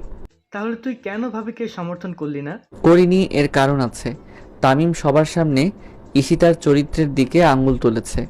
আমি যদি ঈশিতাকে বিশ্বাস করতাম, তাও আর 5টা লোক ঈশিতার চরিত্রের দিকে আঙুল তুলতো। তাই আমি চেয়েছি সবার সামনে তামিমের সব ষড়যন্ত্র বের করে আনতে। আর এই জন্য তামিমকে এটা বিশ্বাস করানো জরুরি ছিল যে আমি ঈশিতাকে ভুল বুঝেছি। সেই জন্যই আমি সবার সামনে এমন প্রিটেন্ড করেছি যে আমি ওকে বিশ্বাস করি না। তামিম এখন নিশ্চয়ই আত্মতুষ্টিতে ভুগছে, ভাবছে ওর উদ্দেশ্যে ও সফল। আমি এই সুযোগ কাজে লাগিয়েই ওর পর্দা ফাঁস করব। ও তাই বল। আমি তো ভয় পেয়ে গিয়েছিলাম, ভেবেছিলাম তুই বুঝি আবার ভাবিকে ভুল বুঝলি। এখন শান্তি পাওয়ার সময় নেই রাসেল। আমি ভেবেছিলাম সবার আড়ালে ঈশিতাকে সব কথা জানিয়ে দেব যে আমি ওকে ভুল কিছু বলিনি, এবং নিজের সব পরিকল্পনার কথাও জানাবো। কিন্তু এদিকে একটা ব্লান্ডার হয়ে গেছে। আমি ঈশিতাকে কিছু জানানোর পূর্বেই মা ওকে বাড়ি থেকে বের করে দিয়েছে। সে কি? ভাবি কোথায় এখন? জানি না রে দোস্ত। আমি বিগত কয়েক ঘন্টা ধরে সম্ভাব্য সব জায়গায় ওকে খুঁজে চলেছি, কিন্তু ওর কোনো সন্ধান পাচ্ছি না। জানি না ও কোথায় চলে গেছে। আমার ভীষণ ভয় হচ্ছে। উদাস স্বরে বলে আয়ুষ। রাসেল একজন পুলিশ অফিসার, তাই সে আয়ুষকে ভরসা দিয়ে বলে, তুই একদম চিন্তা করিস না, আমি আসছি। যত দ্রুত তাড়াতাড়ি সম্ভব আমরা দুজনে মিলে ভাবিকে খুঁজে বের করব। তুই ছাড়া এখন আমার আর ভরসা করার মতো কেউ নেই রাসেল। তাই তো আমি অসহায় হয়ে তোকে বললাম। একদম ঠিক করেছিস। আমি শীঘ্রই আসছি। ঐশী বাসর ঘরে বসে নাহিদের অপেক্ষায় প্রহর গুনছে। এই নতুন ঠিকানায় তার প্রথম রাত অন্যরকম এক অনুভূতিতে ভাসিয়ে দিচ্ছে। যতদূর সে দেখেছে এই পরিবারের লোকগুলো কেউ খারাপ না, সবাই ঐশীর সাথে বেশ ভালো ব্যবহার করেছে। ঐশী সবার ব্যবহারে যথেষ্ট সন্তুষ্ট। আর নাহিদ, সে তো ঐশীর প্রতি যথেষ্ট দায়িত্বশীল আচরণ করেছে। ঐশীর মনে যেন নতুন আশার সঞ্চার হয়েছে। দাদির বলা কথাগুলো মনে পড়ে যাচ্ছে। তাহলে কি সত্যি এবার তার জীবনে সুখের আগমন ঘটতে চলেছে? ঐশীর এহন ভাবনার মাঝে রুমে প্রবেশ করে নাহিদ। ঐশীর বুক কেঁপে ওঠে, এক অজানা শিহরণ অনুভূত হয়। নাহিদকে ভীষণ চিন্তিত লাগছিল। তামিম ঐশীর ঘটনাটা সে শুনেছে। এটা শোনার পর থেকে তার মন খচখচ করছে। নাহিদ চিন্তিত ভঙ্গিতে ঐশীর পাশে এসে বসে। ঐশী মাথা নামিয়েছিল। অনেকক্ষণ নাহিদ চুপ থাকায় ঐশী মাথা তুলে নাহিদের দিকে তাকায়। নাহিদকে ভীষণ চিন্তিত লাগছিল। ঐশী নাহিদের চিন্তিত মুখভঙ্গি দেখে বলে, আপনি ঠিক আছেন তো? নাহিদ ঐশীকে এখনই এসব বলে তাদের জীবনের এই সুন্দর মুহূর্ত নষ্ট করতে চায় না, তাই ব্যাপারটা চেপে যায়। কণ্ঠে মাদকতা মিশিয়ে বলে, না, আমি একদম ঠিক নেই। পাশে এত সুন্দরী বউ থাকলে কি ঠিক থাকে যায়? ঐশীর খানিক লজ্জা লাগলো। নাহিদ ঐশীর লাজুক মুখশ্রী স্পর্শ করতেই কেঁপে উঠল তার বদন। চোখ বন্ধ করতে আয়ুষের কথা মনে পড়ল। ঐশী নিজেকে ধিক্কার দিয়ে বলল, আমি এখনো অন্য কারো বিয়ে করা বউ। ওই পুরুষ এখন আমার কাছে নিষিদ্ধ। হে আল্লাহ, তুমি আমার মন থেকে ওনাকে চিরতরে মুছে দাও, যাতে আমি জীবনটা নতুন উদ্যমে শুরু করতে পারি। নাহিদ নিজের বুক পকেট থেকে একটি সোনার আংটি বের করে ঐশীর অনামিকা আঙুলে পরিয়ে দেয়। ঐশী নাহিদের পানে চায়। নাহিদ মৃদু হেসে বলে, আজ থেকে আমাদের নতুন জীবনের সূচনা হলো। আমি জানি তোমার কিছু অতীত ছিল, যা হয়তো সুখকর নয়। আমি কখনো সেই অতীত সম্পর্কে জানতে চাইবো না। আমি তোমাকে নিয়ে এক সুন্দর বর্তমান এবং ভবিষ্যৎ গড়ার স্বপ্ন দেখি। আমার এই স্বপ্ন পূরণে তোমার পাশে পাবো তো? ঐশী নিশ্চুপ। সে বুঝে উঠতে পারে না এই অবস্থায় ঠিক কি বলা উচিত, তাই ফ্যালফ্যাল করে তাকিয়ে রইল নাহিদের পানে। নাহিদ ঐশীর কপালে আলতো পরশ এঁকে দিল। ঐশী আবারও কেঁপে উঠল। নাহিদ ধীরে ধীরে ঐশীর আরও কাছে আসতে লাগলো। ঐশী কোনো বাধা দিল না, বরং নাহিদের সাথে তাল মেলাতে লাগলো। অতীতকে ভোলার প্রয়াসে যুক্ত হলো ঐশী। জীবনে একজনকে ভুলতে আরেকজনের সঙ্গ প্রয়োজন। আজ নাহিদের মধ্যে যেন সেই সঙ্গই খুঁজে পেল। আদর ভরা এক রাত্রি শেষে ঐশীকে বাহুডোরে আবদ্ধ করে নাহিদ বলল, তোমার এই বিয়েতে মত ছিল না আমি জানি, তবে দেখো এই বিয়েটাই তোমার জীবনে সব থেকে বড় মঙ্গলময় কিছু নিয়ে আসবে। ঐশী প্রত্যুত্তরে বলার মতো কিছু খুঁজে পেল না, তবে সেও চায় নাহিদের বলা প্রত্যেকটা কথা যেন শতভাগ সত্য হয়। ঈশিতা সকাল সকাল বেরিয়ে পড়েছে অজানার উদ্দেশ্যে। এখন সে অনুভব করতে পারছে যে এই পৃথিবীতে সে সত্যিই ভীষণ একা। হঠাৎ ঈশিতার মনে পড়ে গেল কিছুদিন আগে তার কাছে চট্টগ্রামের একটা প্রাইভেট মেডিকেলে জয়েন হওয়ার অফার এসেছিল। ঈশিতা চেয়েছিল ঢাকা মেডিকেলে ডাক্তার হিসেবে যোগদান দিতে, তাই সে অফারটা আর জবাব দেয়নি, কিন্তু নাও করেনি। বর্তমানে এই ঢাকা শহরটায় তার কাছে সব থেকে বিষাক্ত লাগছে, তাই ঈশিতা চায় যে কোনো মূল্যে এই শহর থেকে দূরে চলে যেতে। তাই ঈশিতা নিজের ফোন বের করলো। ইমেলের মাধ্যমে আবার যোগাযোগ করার চেষ্টা করলো সেই হাসপাতালে। এখন একটা কাজের ভীষণ দরকার তার। নিজের জন্য না হলেও নিজের অনাগত সন্তানের কথা বিবেচনা নিয়ে তাকে এমনটা করতেই হবে। ঈশিতা জয়েনিং হবার ইমেল পাঠিয়ে দিয়ে দীর্ঘশ্বাস ফেলল। এখন শুধু ফিরতি ইমেলের দরকার। ঈশিতার যা প্রয়োজনীয় কাগজপত্র সেসব জাহানারা বেগম তার ব্যাগে পুরে দিয়ে পাঠিয়েছে। এখন সেসব সম্বল দিয়ে ঈশিতা হেঁটে চলেছে অজানার পথে। ফিরতি মেল আসলে সে রওনা দেবে তার নতুন গন্তব্যের পানে। রাসেল এবং আয়ুষ ঈশিতাকে খুঁজতে ব্যর্থ হয়েছে। কোথাও তারা ঈশিতার সন্ধান পায়নি। আয়ুষের এবার ভীষণ চিন্তা হলো, ঈশিতার আবার বড় কোনো বিপদ হলো না তো? চিন্তায় তার মাথা কাজ করা বন্ধ করে দিয়েছে। আয়ুষ রাসেলকে বলল, আচ্ছা, ওই তামিম আবার ঈশিতার কোনো ক্ষতি করেনি তো? তোর এই কথাকে আমি পুরোপুরি উড়িয়ে দিতে পারছি না। চল তাহলে আমরা তামিমের কাছে যাই, তখন ও এইসব কিছু জবাব দিতে পারবে। রাসেল ও আয়ুষ একই সঙ্গে চলো তামিমের বাড়ির দিকে। তামিম সকালে উঠে নাস্তা করতে বসে পড়েছিল। এমন সময় কলিং বেল বেজে ওঠায় ভ্রু কুঁচকে ফেললো। এই সকাল সকাল আবার কে বিরক্ত করতে চলে এলো? শান্তিতে একটু খেতেও পারবো না? একথা বলে সামনে এগিয়ে গিয়ে দরজাটা খুললো। দরজা খুলে আয়ুষকে দেখে হতবাক হয়ে গেল। তুতলিয়ে বলে উঠল, তো তুমি? আয়ুষ তামিমের শার্টের কলার চেপে ধরলো। তামিমের নাক বরাবর কয়েকটা ঘুষি দিয়ে বলল, ঈশিতা কোথায়? ঈশিতা কোথায় সেটা আমি কি করে জানবো? আয়ুষ এসে তাকে আরো কয়েকবার প্রহার করলো। আর সে একদম উন্মাদে পরিণত হয়েছে। রাসেল এই উন্মাদ রূপ দেখে বলে উঠল, আয়ুষ আস্তে, মরে যাবে তো। মরুক, ওর মতো জঘন্য মানুষ মৃত্যুই ডিজার্ভ করে। চুপ করে আছিস কেন বল, আমার ঈশিতা কোথায়? আমায় বিশ্বাস করে আয়ুষ, আমি জানি না ঈশিতা কোথায়। আমি ঈশিতাকে আমার সাথে আসতে বলেছিলাম কিন্তু ও আসেনি, একা একা কোথায় চলে গেছে। আয়ুষ মারধর করা থামালো না। রাসেল আয়ুষকে থামিয়ে বলল, ওকে ছেড়ে দে আয়ুষ, আমার ওর মুখ দেখে মনে হচ্ছে না ও মিথ্যা বলছে। ছেড়ে দেব? কখনো না। ওর জন্য আজ আমার ঈশিতা আমার থেকে দূরে সরে গেছে, ওকে আমি কিছুতেই ছাড়বো না। বলে আবার মারতে উদ্যত হলো। রাসেল কোনো রকমে আয়ুষকে আটকে রাখলো। ইতিমধ্যে তামিমের অবস্থা খারাপ হয়ে গেছে, গড়িয়ে গড়িয়ে রক্ত পড়ছে তার শরীর থেকে।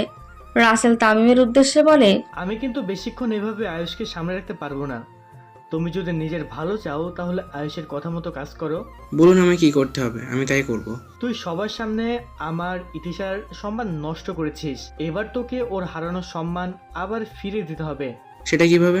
আজ ঐশীর বৌভাত, বিয়েতে উপস্থিত সবাই বৌভাতে আমন্ত্রিত। এই মানুষগুলোকে সামনেই তো তুই ইতিশার মান সম্মান নষ্ট করেছিলি। এবার তোকে ওদের সামনে সব সত্য বলতে হবে। ইতিশা যে চরিত্রহীন নয় সেটা তোকে প্রমাণ করে দিতে হবে, না হলে তোকে আমি। তুমি যা বলবে আমি তাই করব, কিন্তু দয়া করে আমাকে আর মেরো না। ও যদি সবটা স্বীকার করে নেয় তাহলে তোকে আর ওর গায়ে হাত তুলতে হবে না। আমি ওকে মানহানির মামলা জেলে ঢুকাবো। প্লিজ এমন করবেন না, আমার ক্যারিয়ার একদম শেষ হয়ে যাবে। এসব করার আগে তোর এটা ভাবা উচিত ছিল। বলে আয়ুষ তামিমকে টানতে টানতে নিয়ে যেতে থাকে। রাসেলও তাদের পেছনে পেছনে যায়। আজ ঐশীর বৌভাত। নাহিদ ও ঐশীকে পাশাপাশি বসানো হয়েছে দুটি আসনে। অনেকে এসে নবদম্পতিকে দোয়া করে যাচ্ছে। তালুকদার পরিবারের লোকেরাও এখানে উপস্থিত। আলতাফ তালুকদার চুপ করে একপাশে বসে আছেন। তিনি লক্ষ্য করেছেন অনেকেই বাঁকা চোখে তার পানে তাকাচ্ছে। গতকাল যা কেচ্ছা হলো ভাবতে তার মাটিতে মিশে যেতে ইচ্ছে করছে।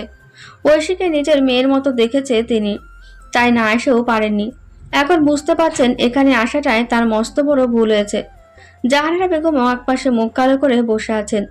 ভাই ভাবির কথা ফেলতে পারেনি, বিদায় তাকে এখানে আসতে হয়েছে। কিন্তু তিনিও সবার বাঁকা নজর দেখে ব্যথিত। ঐশীর কানে ঐশিতার ব্যাপারটা এসেছে। ঐশী কথাটা শুনেছে থেকে অস্থির হয়ে আছে। ঐশীর কিছুতেই বিশ্বাস হতে চাচ্ছিল না ঈশিতা এমন কিছু করতে পারে। এই কদিনে সে ঈশিতাকে যতটা চিনেছে তাতে সে এমন কিছু করার মেয়ে নয়, বরং এমন হতে পারে তামিমই তাকে ফাঁসিয়ে দিয়েছে। তবে কোনো প্রমাণ না থাকায় সে কিছু বলতেও পারছে না। হঠাৎ করে নাহিদের বাড়িতে আগমন ঘটে আয়ুষের। সে একা আসে না, তামিমকে সাথে নিয়ে আসে। আশেপাশে সবার দৃষ্টি এদিকেই। আলতাফ তালুকদার উঠে এসে বলল, কি হয়েছে আয়ুষ, তুমি এই ছেলেটাকে এখানে নিয়ে এসেছো কেন? তুই কি এবার নিজের সব অপরাধ স্বীকার করবি নাকি আমি আবার টোটকার ব্যবস্থা করব? বলে শার্টের হাতা ফোল্ড করতে যাচ্ছিল। এমন সময় তামিম বলে ওঠে, আমি বলছি, সব বলছি। গতকাল আপনারা যা দেখেছিলেন সবটাই আমার সাধারণ একটা নাটক ছিল। আমি গতকাল ঈশিতাকে ফাঁসিয়েছিলাম, ওর কোনো দোষ ছিল না। বলে তামিম গতকালকে সব ঘটনা খুলে বলে। শুধু তাই নয়, তার সাথে তার মামার কল রেকর্ডিং শোনায়, যেখানে সে তারা ঈশিতাকে ফাঁসানোর চক্রান্ত করেছে।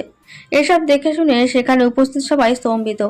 জাহানারা বেগম আঁচলে মুখ ঢেকে কেঁদে বলেন, আবারও আমি মেয়েটাকে ভুল বুঝে ওর উপর চরম অন্যায় করে ফেললাম। নিজের হাতে মেয়েটাকে বাড়ি থেকে বের করে দিলাম। আজ আপনাদের সো কল্ড সমাজের জন্য আমার স্ত্রীকে আমি হারিয়ে ফেলেছি। এত সব সম্মান, আভিজাত্য এসবের দিকে খেয়াল রাখতে গিয়ে ঈশিতা আজ আমার থেকে আলাদা হয়ে গেছে। আমি পরোয়া করি না আর কোনো সমাজকে। আপনারা কি পারবেন আমার স্ত্রীকে আবার আমার কাছে ফিরিয়ে দিতে? তোমার সম্মানের কথা ভেবে গতকাল আমি কোনো স্টেপ নিতে পারিনি।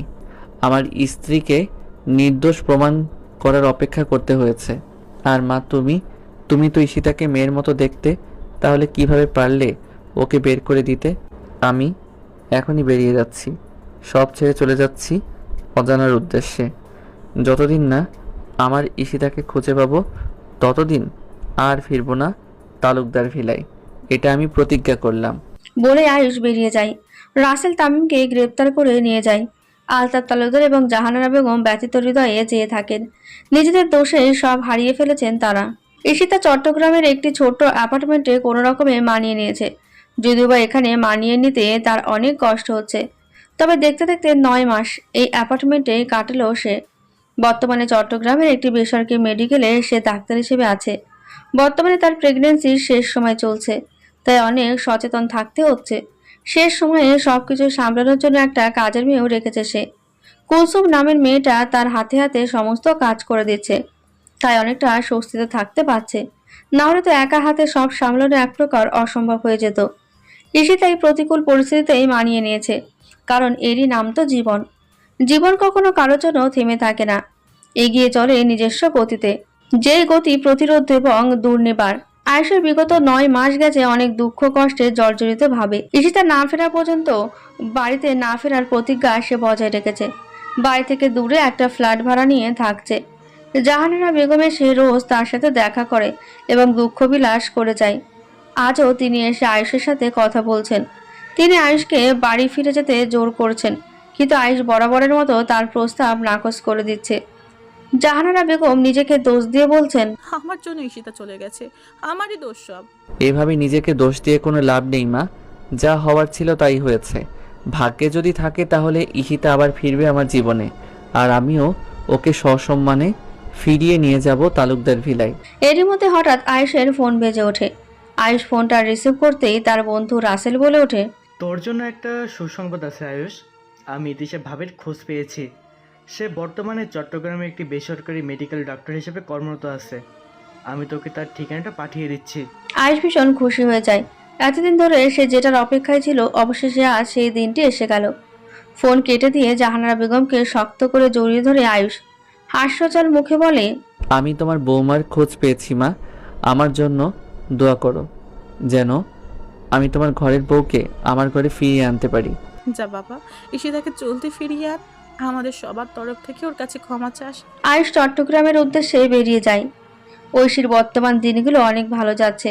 নাহিদের সাথে তার বিয়ের সিদ্ধান্ত যে ভুল ছিল না, সেটা এখন একদম শতভাগ নিশ্চিত হয়ে বলতে পারে ঐশী। নাহিদ তাকে সবসময় সুখী রাখার চেষ্টা করে। নিজেকে ভীষণ লাকি মনে হয় ঐশীর। এত ভালো স্বামী পাওয়া সত্যিই ভাগ্যের বিষয়। এজন্যই হয়তো বলা হয় আল্লাহ উত্তম পরিকল্পনাকারী।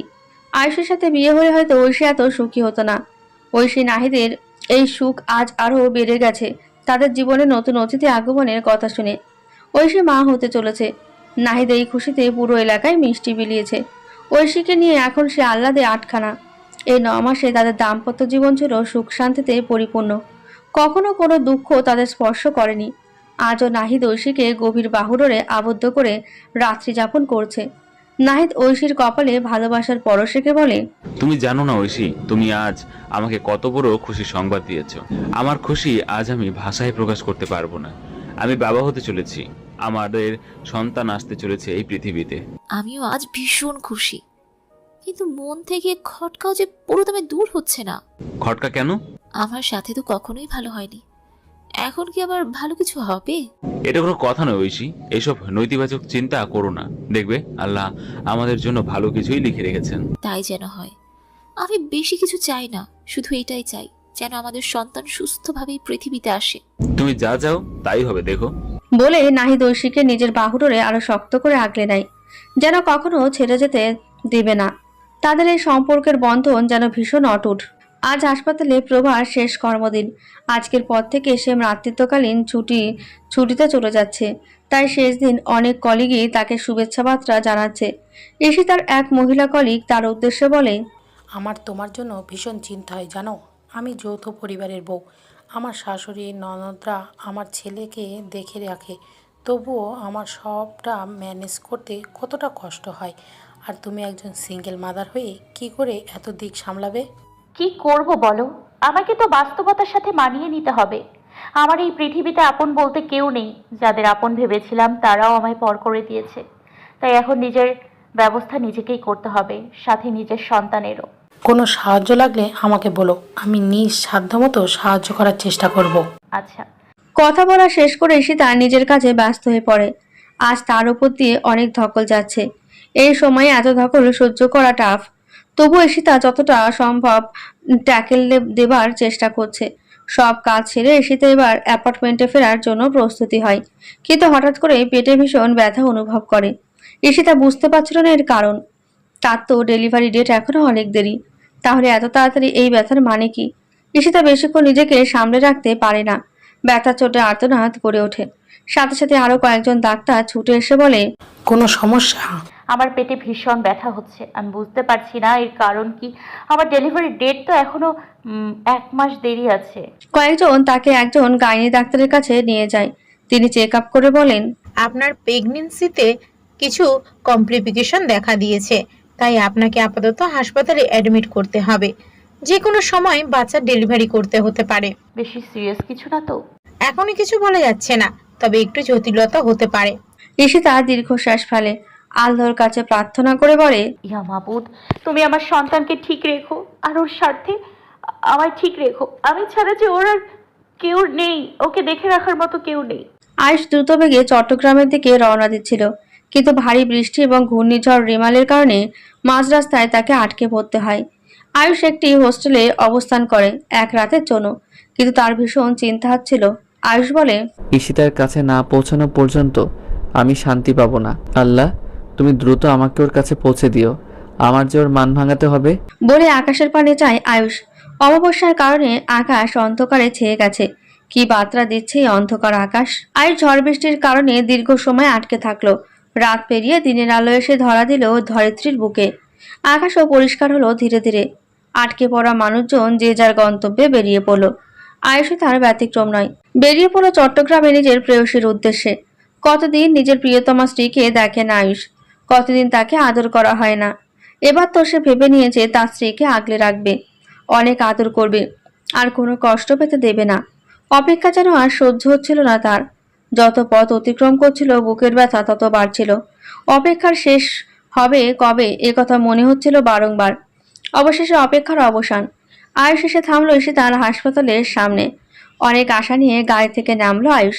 হাসপাতালের দিকে তাকিয়ে বলল, অনেক হয়েছে তোমার সাথে লুকোচুরি খেলা ঈশিতা, এবার তোমাকে আমার কাছে ধরা দিতেই হবে।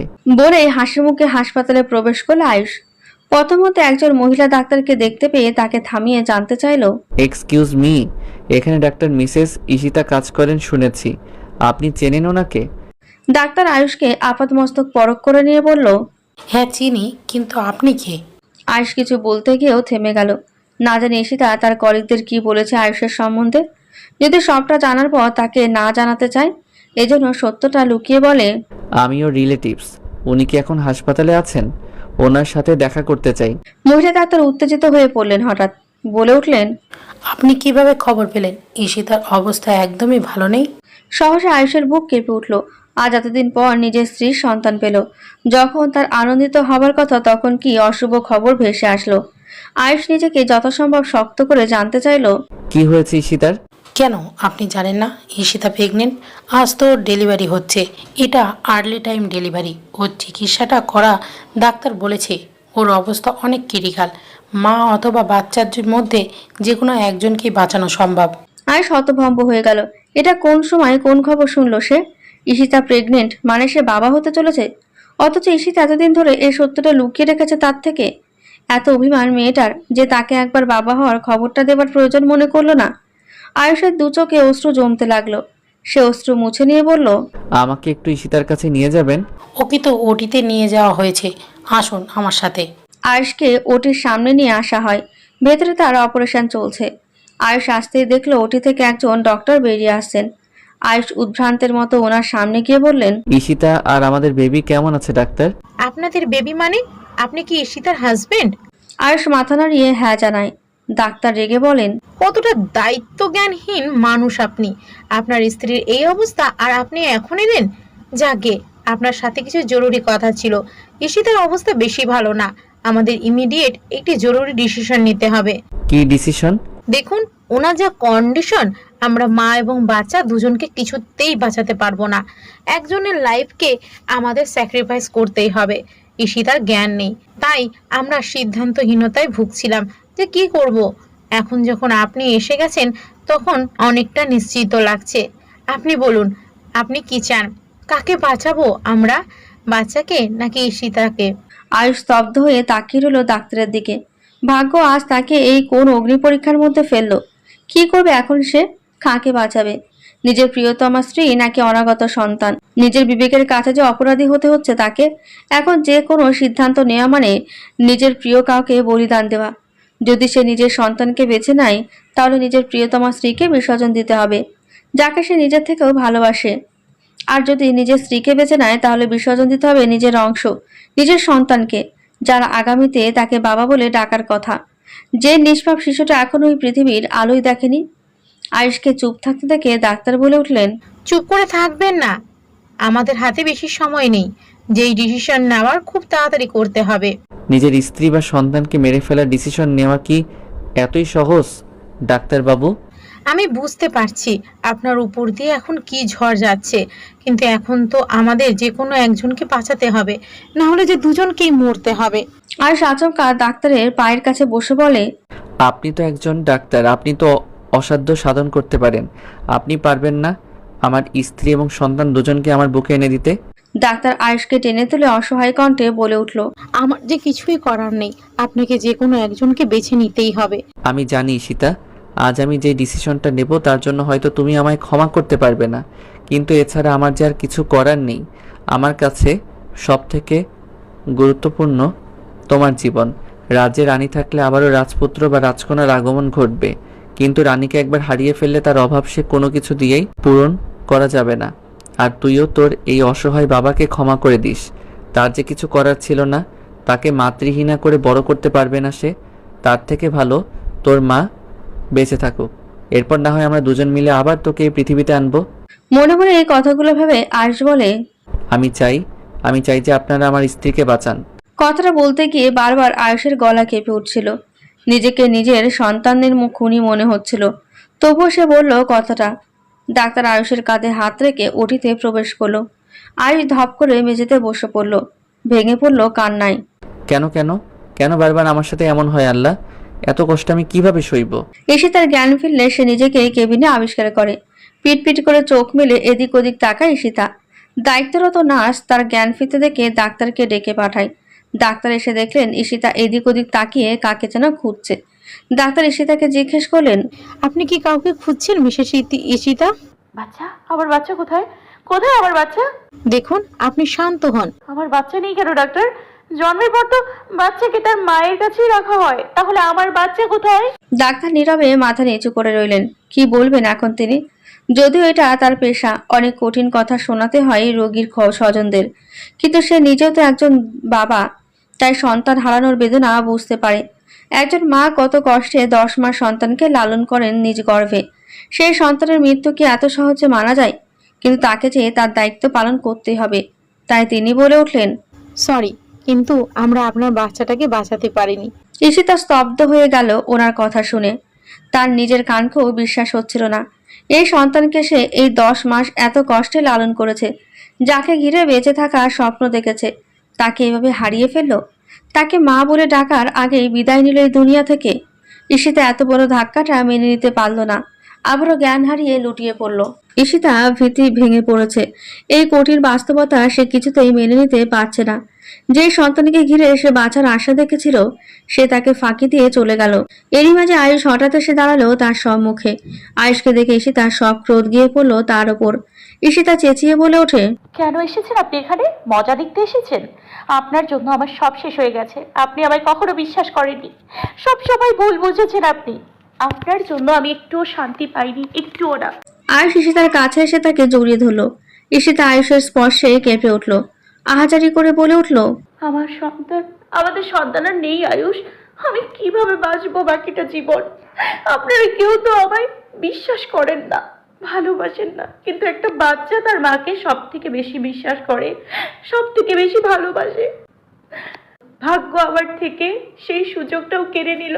এমন সময় ডাক্তার সাহেব বলে উঠলেন, আমাদের কিছুই করার ছিল না, আমরা মা এবং সন্তানের মধ্যে যে কোনো একজনকেই বাঁচাতে পারতাম, এবং আপনার স্বামী বলেছিল আপনাদের সন্তানকে বাঁচাতে, আর তাই। ডাক্তারের কথা শুনে থমকে গেল ঈশিতা। ছিটকে দূরে সরে এলো আয়ুষের থেকে। আয়ুষ অপরাধীর মতো তাকিয়ে রইল ঈশিতার দিকে। ঈশিতা বলে উঠল, তাহলে আপনি আমার সন্তানের খুনি আয়ুষ? আপনি মেরে ফেলেন আমার বাচ্চাটাকে? আমার কাছে আর কোনো উপায় ছিল না ঈশিতা। আমাকে তোমাদের দুজনের মধ্যে যে কোনো একজনকে বেছে নিতে পারতাম। আমি একটা বাচ্চাকে মাতৃহীনা করে দিতে চাইনি, তোমাকেও হারাতে চাইনি, আর তাই। তাই নির্দয় পাষাণের মতো আমার বাচ্চাকে মেরে ফেলতে বললেন?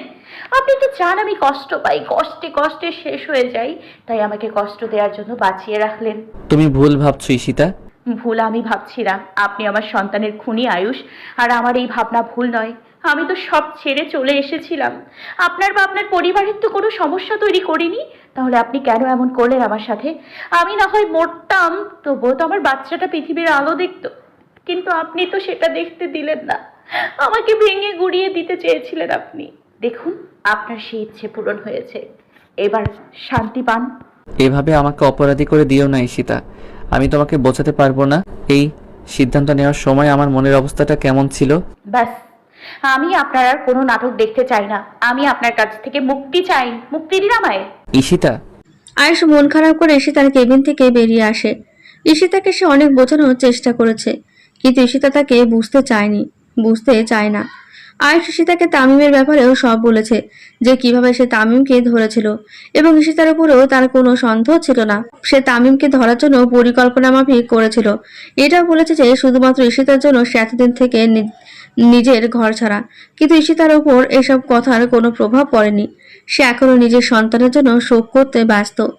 ঈশিতা আয়ুষের মুখের ওপর বলে দিয়েছে, আমি আর আপনার এসব কোনো নাটক দেখতে চাই না। আপনি বেরিয়ে যান, বেরিয়ে যান আমার চোখের সামনে থেকে। আপনি আমার সন্তানের খুনি, আমি আপনার মুখ দেখতে চাই না। আয়ুষ জানে ঈশিতা এখন মানসিকভাবে পুরোপুরি ভেঙে পড়েছে, তাই ঈশিতার সব গঞ্জনা চুপচাপ সহ্য করেছে, কোনো প্রতিবাদ করেনি। আয়ুষ ঠিক করেছে এই অবস্থায় ঈশিতা যতই পাগলামি করুক, সে ঈশিতার পাশে থাকবে। ঈশিতা সময় দেবে, ঈশিতাকে আবার স্বাভাবিক জীবনে ফিরিয়ে আনতেই হবে। এভাবে চলতে থাকলে যে ঈশিতা একদম পাগল হয়ে যাবে। এদিকে ঈশিতার মাথায় অন্য চিন্তা ঘুরছিল। সে নিজের সন্তান হারানোর ব্যথা কোনোভাবেই ভুলতে পারছে না। আয়ুষকে নিজের চোখের সামনে দেখলে তার ঘা তাজা হয়ে উঠেছে। এই জন্য ঈশিতা নিল এক ভয়াবহ সিদ্ধান্ত। সে আর আয়ুষের মুখোমুখি হতে চায় না আয়ুষের সাথে আর কোনো সম্পর্কে আবদ্ধ থাকতে। এবার আয়ুষকে পরিষ্কার করে সব বলে দেবে সে। ঈশিতা যখন আয়ুষকে দোষারোপ করতে ব্যস্ত, তখন আয়ুষ ব্যস্ত ঈশিতার কেয়ার করতে। ঈশিতাকে খাইয়ে দেওয়ার জন্য নিজে হাতে ভাত নিয়ে এসেছে আয়ুষ, কিন্তু আয়ুষকে দেখে ঈশিতা খেপে গেছে। আয়ুষের রান্না ভাত ছুঁড়ে ফেলে বলে ওঠে, এসব নাটক করার প্রয়োজন নেই।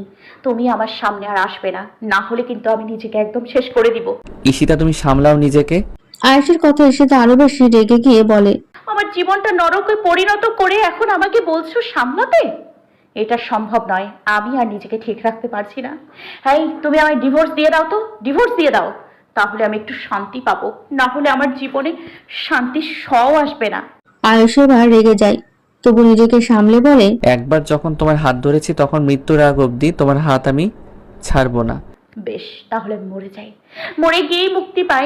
আয়ুষ বুঝতে পারে ঈশিতা এখন নিজের মাঝে নেই। আয়ুষ ঈশিতার কাছে এসে তাকে মানানোর চেষ্টা করতে থাকে। ঈশিতা একটা কাঁচের গ্লাস ভেঙে নিজের হাত কাটতে চায়। আয়ুষ ঈশিতাকে আটকানোর জন্য তার হাত থেকে সেটা ছিনিয়ে নিতে চায়, কিন্তু বিধিবাম সেই কাজটা উল্টো আয়ুষের বুকে ঢুকে যায়। ঈশিতা চিৎকার করে ওঠে, গলগল করে রক্তের স্রোত নামে। আয়ুষ বলে ওঠে, মুক্তি চেয়েছিলে না তুমি? আল্লাহ বুঝি এবার তোমার থেকে আমায় চিরতরে মুক্ত করার বন্দোবস্ত করে দিবেন। না, এমন কিছু হতে পারে না, আপনার কিছু হবে না। ইয়া মাবুদ, এটা কি হয়ে গেল? আয়ুষ লুটিয়ে পড়ে। ঈশিতা ডাক্তারকে ডাকতে থাকে, কিন্তু ডাক্তার আসে না। ঈশিতার এবারে ভীষণ ভয় করতে থাকে। সে এদিক ওদিক তাকিয়ে অতঃপর নিজেই উঠে পড়ে আয়ুষের শ্বাস প্রশ্বাস চেক করে। এখনো শ্বাস চলছে। এর মধ্যে ডাক্তার ছুটে এসে আয়ুষকে দেখে ঘাবড়ে যায়। রোগীর অবস্থা তো বেশি ভালো না, ওনাকে জলদি ওটিতে নিতে হবে। ঈশিতা হতবাক হয়ে তাকিয়ে থাকে। এ কোন নতুন বিপদে পড়তে হলো তাকে? ঈশিতা আল্লাহর কাছে প্রার্থনা করতে লাগলো যেন আয়ুষ সম্পূর্ণ সুস্থ হয়ে ওঠে। আয়ুষকে ওটিতে নিয়ে যাওয়া হয়। আয়ুষকে ওটিতে নেওয়া হয়েছে। ঈশিতা বাইরে বসে আছে, এখনো আশায় আছে কোন সুখবর শোনার। এমন সময় একজন চিকিৎসক এলেন। ঈশিতা তার মুখোমুখি হয়ে বলল, ও কেমন আছে এখন? কাজটা বেশি ভিতরে ঢোকেনি, তাই আমরা সহজে বের করতে পারছি। লাইফ রিস্ক নেই, একটু ব্লিডিং হয়েছে জাস্ট, একটু পরেই ওনার জ্ঞান ফিরবে, তখন গিয়ে দেখা করতে পারেন। ঈশিতা স্বস্তির নিঃশ্বাস ফেলল। কিছু সময় পর আয়ুষের জ্ঞান ফিরলেই ঈশিতা গিয়ে দেখা করলো। আয়ুষ ঈশিতাকে দেখে বলল, তুমি এসেছো? ঈশিতা আয়ুষের কাছে বসে চোখের জল ফেলতে লাগলো। আয়ুষ ঈশিতাকে কাঁদতে দেখে বলে, এই মা তুমি কাঁদছো কেন? দেখো আমি একদম ঠিক আছি। ঈশিতা আয়ুষের হাত টেনে নিয়ে সেখানে চুমু খেয়ে বলে, আজ যদি তোমার কিছু হয়ে যেত তাহলে আমি কখনোই নিজেকে ক্ষমা করতে পারতাম না। শুধু আমার জন্য আজ তোমার এই অবস্থা। তুমি নিজেকে ব্লেম দিও না ঈশিতা, সমান দোষের ভাগিদার তো আমিও। আমি এবার সব ভুল বোঝাবুঝি আর দূরত্ব মিটিয়ে নিতে চাই, আবার সবকিছু নতুন করে শুরু করতে চাই। আমিও তো সেটাই চাই। দুজনে একে অপরের দিকে তাকালো, অতঃপর একসাথে সমস্যারে হেসে উঠল। আয়েশার হাত ধরে পুনরায় তালুকদার বাড়িতে প্রবেশ করলো ঈশিতা। জাহানারা বেগম তাদের দুজনকে বরণ করে ঘরে তুললেন। ঈশিতার হাত ধরে তার কাছে মাপ চেয়ে বললেন, আমার জন্য তোমায় অনেক সমস্যায় পড়তে হয়েছে। আমি মন থেকে তোমার কাছে ক্ষমা চাইছি। ছি ছি, আপনি আর ক্ষমা চেয়ে আমায় লজ্জা দেবেন না। আমি আজ এখানে এসেছি আবার পুরাতন সব স্মৃতি ভুলে নতুন সুন্দর স্মৃতি তৈরি করতে। ঐশী নাহিদের হাত ধরে তালুকদার বাড়িতে ফিরল। ঈশিতার ফেরার কথা শুনে সে আর নিজেকে আটকে রাখতে পারল না। গুলশানেরা বেগম আলতাফ তালুকদারও আজ ঈশিতার কাছে অনেক পূর্বের ব্যবহারের জন্য ক্ষমা চেয়ে ঈশিতাকে সম্পূর্ণভাবে আপন করে নিল। ঐশীকে দেখে ঈশিতা তার কাছে আসে, দুজন একে অপরকে জড়িয়ে ধরে। ঐশী বলে, এতদিন পর তোমায় দেখে খুব খুশি হলাম। আমিও আজ অনেক খুশি, তোমাদের সবাইকে কতদিন পর দেখলাম। আয়ুষ, তুই ঈশিতাকে নিয়ে উপরে যা। তোদের উপর এই কদিন যা ধকল গেল। আয়ুষ ঈশিতাকে ইশারা করলো উপরে যেতে।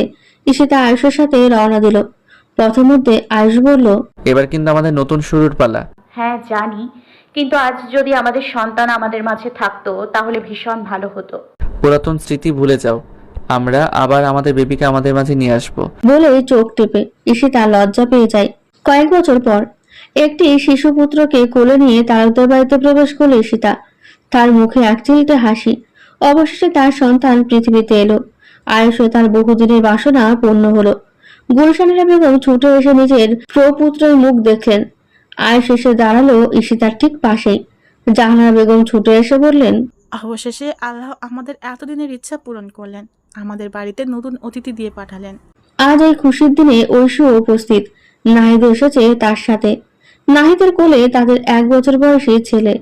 ঐশী ঈশিতার ছেলের মুখ দেখে বলে, একদম আয়ুষ ভাইয়ার মতো দেখতে হয়েছে। আয়ুষ মৃদু হাসে। এরই মাঝে বাচ্চাটি হঠাৎ করে কেঁদে ওঠে। ঈশিতা তাকে চুপ করানোর চেষ্টা করে। জাহানারা বেগম বলেন, একসাথে এতগুলো মানুষ দেখে হয়তো ও ভয় পেয়ে গিয়েছে। চলো আমরা সবাই সরে দাঁড়াই। আয়ুষ, তুই ওদের নিয়ে যা। আয়ুষ ঈশিতাকে সাথে নিয়ে তাদের কক্ষে যায়। আয়ুষ শেষে বলে, অবশেষে আমাদের বাবুকে আমরা আজ এতগুলো দিন পর এই পৃথিবীতে আনতে পারলাম। ঈশিতা আয়ুষের সাথে নিজেদের বাচ্চাকে কোলে নিয়ে বসে পড়ল। সবার ভীষণ আনন্দ ছিল সেই সময়। ঈশিতা আয়ুষের কোলে মাথা রেখে বলে, এখন শুধু আমাদের সন্তানকে ভালোভাবে মানুষ করতে পারলেই আমাদের জীবন সফল। হ্যাঁ, অতীতের সব ভুল ভ্রান্তি ভুলে এবার আমাদের সামনে এগিয়ে যেতে হবে। আমাদের সন্তানকে একটা সুন্দর ভবিষ্যৎ দিতে হবে। ঈশিতা শুরু থেকে তাদের জীবনে সব ঘটনা মনে করে। তাদের পুরো সম্পর্ক ছিল দ্বিধায় পড়া। ঈশিতার আজও ভাবলে হাসি পায় এবং একটু রাগও হয়। নিজের মনের উপর যে এক সময় কতটা পাগলামি করেছে, তার জেদ একঘেয়েমি, এসবের জন্য কত কি ঘটেছে। আয়ুষ তাকে শুধু একবারই ভুল বুঝেছিল, কিন্তু সে আয়ুষকে সবসময় ভুল বুঝে গেছে। তবে ইতিহাসের পুনরাবৃত্তি আর চায় না সে। ভবিষ্যৎটা সুন্দর হোক, এটাই কাম্য। আয়ুষ ঈশিতার উদ্দেশ্যে বলে, তোমাকে আমি একটা গান শোনাতে চাই, শুনবে? হ্যাঁ শোনাও। আয়ুষ ঈশিতার ছেলে কেঁদে ওঠে। দুজনে একসাথে তাকে চুপ করানোর চেষ্টা করে। ঐশী ও নাহিদ ফিরে এসেছে বাসায়। ঐশী নাহিদকে জিজ্ঞেস করে, বাবু ঘুমিয়েছে? আচ্ছা, আমাকে দাও, আমি ওকে শুইয়ে দিচ্ছি। নাহিদ তাদের ছেলেকে ঐশীর কাছে দেয়। ঐশী তাদের ছেলেকে শুইয়ে দেয়। নাহিদ হঠাৎ করে পেছন থেকে ঐশীকে জড়িয়ে ধরে। ঐশী তাল সামলাতে না পেরে পড়ে যেতে ধরে। তখন নাহিদ ঐশীকে সামলে নেয়। নাহিদ বিচলিত হয়ে বলে, দুঃখিত। আমার মতো ত্রুটি সম্পন্ন একজনকে জীবনে জড়িয়েছ। এরপর আমার উচিত তোমার কাছে ক্ষমা চাওয়া, অথচ এই কাজটা সবসময় তুমি করো। খবরদার আর এমন কথা বলবে। আমার ঐশীর মাঝে কোনো ত্রুটি নেই। খুব ভালোবাসো না আমায়? প্রমাণ চাও? প্রমাণ ছাড়াই আমি নিশ্চিন্তে বলতে পারি, কিন্তু আমার নিজেকে ছোট লাগে। তোমার এত ভালোবাসার বিনিময়ে আমি তোমায় কি দিতে পেরেছি? নাহিদ ঐশীকে শক্ত করে জড়িয়ে ধরে বলে, আমার কাছে তুমি একাই যথেষ্ট। আমার আর কিছুর দরকার নেই। সবকিছু ভুলে তুমি আমার কাছে সবসময় এভাবেই থাকো। আমি তোমার দ্বিধায় বাঁচি, তোমার দ্বিধায় পড়ে যায়, এমন দ্বিধার পৃথিবীতে তোমায় চেয়েছি পুরোটাই। প্রতিদিন নতুন নতুন রোমান্টিক ভালোবাসার গল্প পেতে আমাদের মনের মানুষ চ্যানেলটি সাবস্ক্রাইব করুন। ধন্যবাদ।